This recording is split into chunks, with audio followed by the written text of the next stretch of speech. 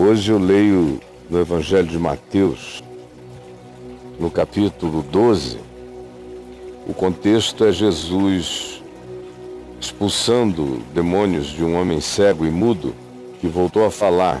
Na realidade, Jesus, se diz aqui, curou o homem, cego e mudo.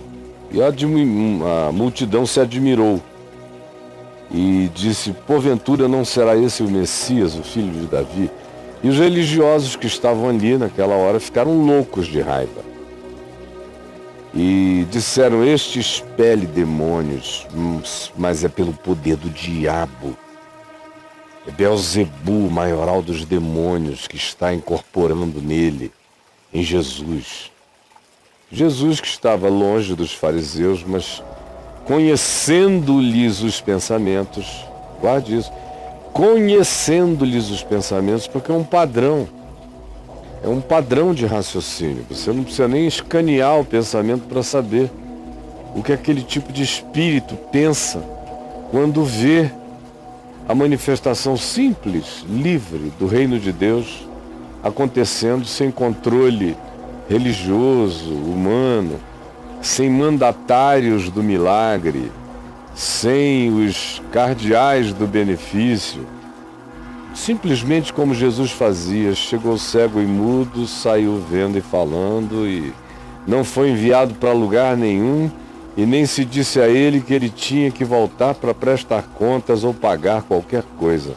Simplesmente se vai, livre, como o Evangelho faz acontecer. Então, esse tipo de gente que vivia do controle, não pode ver a multidão celebrando Deus no não controle. Deus na não gestão religiosa é inadmissível. Então eles falaram com o outro: isso é um possesso de Beelzebu. Ele incorpora o principal dos demônios. E Jesus, conhecendo-lhes os pensamentos, disse: era uma maquete, era um padrão de pensamento, era quase um protocolo de pensamento, era uma sistematização previamente definida nas mentes desses indivíduos todos. De modo que, como eu disse, não só Jesus conhecia os pensamentos, mas nesse caso não precisava conhecer os pensamentos, sinceramente. Conhecendo essas figuras que iam atrás dele só perturbando e rosnando, ele sabia qual era o padrão do pensamento deles. E disse acerca deles, da ilogicidade do que eles estavam dizendo, disse: olha aqui, todo reino dividido contra si mesmo, um reino, um governo, onde um diz uma coisa, outro diz uma coisa, o outro nega, é aquela confusão. Todo reino, todo governo dividido contra si mesmo não subsistirá. É como uma cidade em estado de guerra civil, se autodestruirá. Ou é como uma família, uma casa dividida em ódio, em briga contra si mesma. Não vai subsistir, prevalecer. Não durará. Acabará essa família. Portanto, sejam pelo menos inteligentes vocês que me acusam. Porque se Satanás, que é o que vocês dizem que está me incorporando, se Beelzebu, incorporado por mim, decidisse agora expulsar demônios, significaria dizer que ele seria como um governo dividido, uma casa dividida, uma cidade em guerra civil. E o diabo tem uma inteligência superior à de vocês. Vocês é que são burros. Vocês é que, por egolatria, poder, demonstração de quem pode mais, ou ciúme, ou vaidade, ou qualquer outra coisa, são capazes de brigar uns com os outros, de guerrearem internamente, de se dividirem a ponto de não subsistirem. Mas o diabo usa vocês, mas não é como vocês. Ele é inteligente, ele não é pulsionalmente irracional como vocês. Porque se Satanás, Beelzebu, está expulsando demônios, É como se Satanás estivesse dividido contra si mesmo. É como se houvesse uma guerra civil no inferno. É como se na casa do diabo ninguém se entendesse a respeito do mal. Se Satanás espelhe Satanás, dividido está contra si mesmo. Como, pois, subsistirá seu reino, seu governo, sua casa, seu domínio, seu controle? Ora, se eu expulso os demônios por Belzebu, eu pergunto agora a vocês que estão dizendo isso de mim. Por que então expulsam os vossos filhos quando eles expulsam algum demônio? É por Belzebu também? Por que eu é que sou por Belzebu? Os filhos de vocês, das igrejas de vocês, estão expulsando em nome de quem? Por favor, não sejam tão estúpidos. Porque nesse caso, aqueles que expulsam demônios se levantarão para serem os juízes de vocês, que estão dizendo que tem demônio saindo quando eu falo, porque eu estou falando pelo poder do próprio demônio. Então que os vossos filhos julguem a lógica sem lógica, a irracionalidade da vossa mente entorpecida. Se, porém, eu expulso demônios pelo Espírito de Deus, pela manifestação do Espírito Santo, meramente pelo poder da palavra, certamente, é chegado o reino de Deus. Ele está presente em mim, nessas ações. Vocês não conseguem ver? Se, porém, eu expulso os demônios pelo Espírito de Deus, certamente é chegado o reino de Deus sobre vós. Se o resultado do que eu faço é abrir olhos, é desimpedir línguas, é libertar pessoas, é curar gente, suscita a alegria da salvação no coração de tantas pessoas, como é que isso não é a chegada do reino de Deus? Sem pedir licença a ninguém, mas o reino chegou. Ou como pode alguém entrar na casa do valente, do diabo, roubar-lhe os bens, sem primeiro amarrá-lo? Entenda, meu filho, se Satanás está morando em alguém, para tirá-lo dali, você tem que chegar com uma autoridade maior e amarrar. Então, você limpa a casa. Fiquem sabendo disso. E eu estou dizendo a vocês que quem não é por mim, quem não é pelo Evangelho, quem não é por essa palavra do Evangelho, é contra mim. Não tem apelação, pode dizer o que queira, pode reinterpretar como deseje. Não adianta. É contra mim. E quem comigo não está ajudando, ajuntando, chamando tudo para convergência a mim, está trabalhando contra mim.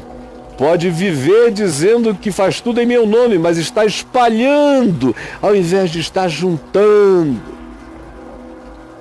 Por isso eu vos declaro, e prestem atenção com o que vocês andam declarando sobre quem serve a Deus, não serve a Deus.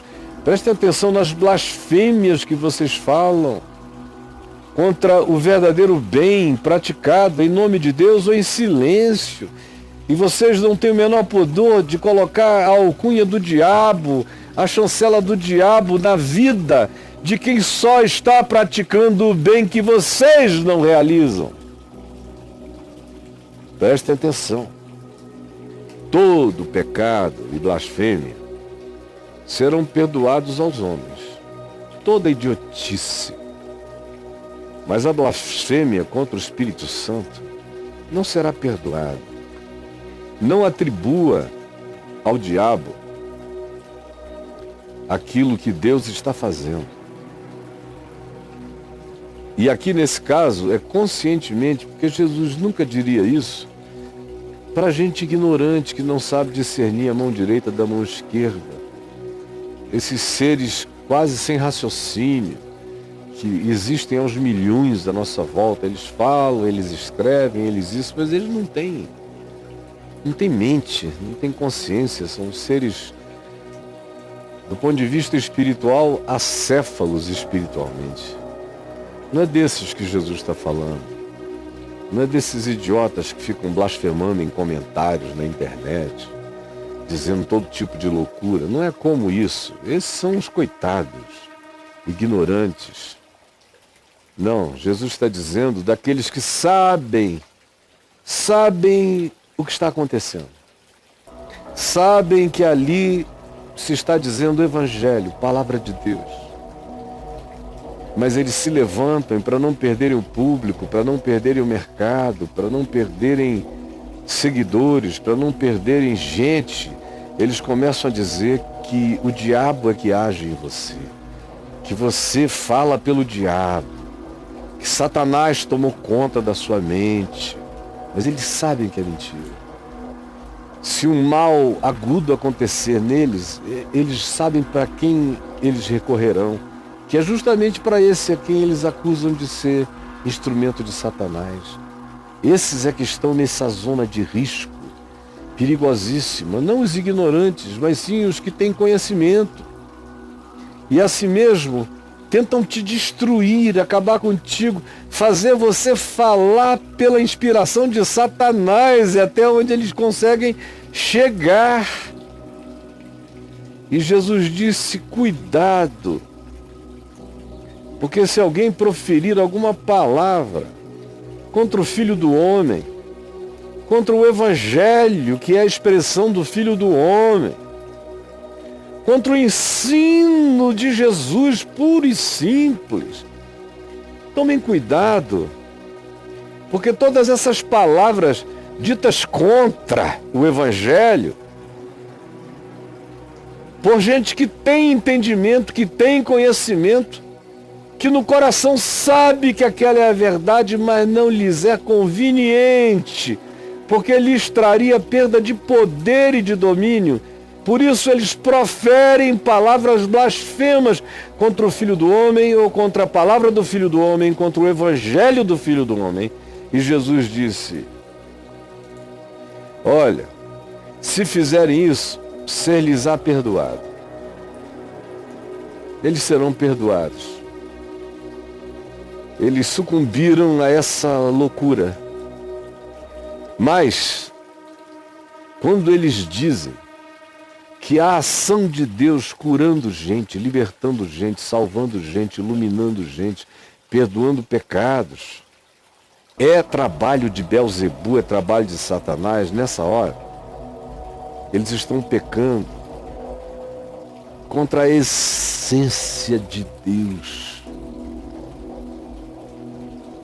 Porque quando eles pecam contra o Filho do Homem, eles podem não gostar da minha cara, podem não gostar do meu cabelo, podem não gostar do tom da minha voz, podem achar que eu pareço com alguém que eles odeiam, podem fazer transferências. É o mundo psicológico, é o mundo da história, Jesus disse. Mas quando, sem ninguém, eles começam a ver, quem via vendo, quem não ouvia ouvindo, e quem estava trancado na morte se abrir para a vida, e eles dizem que isso é obra de Satanás, aí eles estão pecando contra o Espírito Santo. Isso não lhes será perdoado, nem neste mundo e nem em qualquer outro mundo. E o interessante é como Jesus prossegue aqui no capítulo 2. Eu já tinha fechado, mas me lembrei quando fechei que vale a pena reproduzir o que está dito aqui. Olha só como ele prossegue. É a sequência disso, é dizer, verso 33. Ou fazei a árvore boa, e o seu fruto será bom. Planta a árvore boa, de natureza boa, que o fruto será bom. Ou então, se a árvore é má, o seu fruto será mau. Será espinheiro, será veneno. Porque pelo fruto se conhece a árvore. Raça de víboras. Raça de víboras. Vocês vejam como Jesus, todo cheio de amor, olha para esse pessoal que pratica esse solapamento, esse estelionato, essa perseguição odienta, raivosa, constante, tenaz contra ele, e o chama de raça de serpentes, de víboras. Entre vocês só tem cobra criada. Como é que podeis falar coisas boas, sendo vocês maus? Vocês não conseguem falar coisas boas. Vocês conseguem até fazer belos discursos, mas é tudo na hora do palco, no íntimo, no dia a dia, na intimidade mesmo do convívio. Como é que vocês podem pronunciar qualquer bondade se o padrão interpretativo da mente e do coração de vocês é mau? Porque a boca fala aqui, ali, acolá, daquilo que está cheio o coração. O homem bom tira do tesouro do seu coração, da sua interioridade, coisas boas. O tempo todo, não é de vez em quando, não é no palco, ele é assim, sai dele coisas boas, saem o tempo todo. Mas o homem mau, do seu interior, derrama, tira, vomita coisas ruins, perversas, relativistas, o tempo todo querendo solapar pessoas. Não reconhecer o bem, trabalhar contra ele, explícita e definitivamente. Digo-vos, portanto, que de toda palavra desse tipo, frívola, banal, perversa, ruim, que preferirem e proferirem e disserem os homens, de cada uma delas, do que eles estão dizendo, escrevendo na internet, em todos os lugares, eles vão dar conta de cada uma delas no dia do juízo. Mas vão dar mesmo. Você que está brincando de falar, agredir, blasfemar, você vai dar conta de cada coisa. Tua língua vai conhecer o poder da verdade eterna, entendeu, meu filho?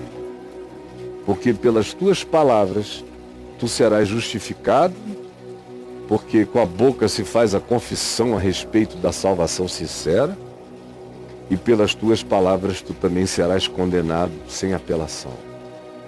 Todo mundo que está me vendo aqui ou vai me ver, que diz que crê em Jesus, saiba, ou amigo, você controla a sua língua para ser de Jesus, ou você vai ter a tua língua torcida na eternidade. Quem está dizendo isso é Jesus, quem ressuscitou dos mortos. Se Jesus é Deus, se Ele ressuscitou dos mortos, isso vai acontecer contigo, a menos que você se arrependa no pó e na cinza na presença de Deus. Senhor Jesus, eu pessoalmente, tu sabes, estou cansado de ver a maldade, a perversidade, que não para, essas bocas nojentas, amaldiçoantes, cheias de ortodoxia produzida, gerada no inferno. Porque tudo que procede deles é mal, é diabo, é juízo, é mentira, é inferno. E acusam os outros de serem endemoninhados enquanto eles mesmos andam como filhos do diabo no mundo. Tem compaixão, porque grande é o juízo que se acumula sobre nós. Grande é o juízo que se acumula sobre nós. Porque ninguém brinca frivolamente com palavras sem que venha conhecer, não o juízo dos homens que é tolo, bobo e pequeno, mas conhecer o juízo desse que falou o que falou e que ressuscitou dos mortos para provar que não estava brincando acerca de tudo quanto disse.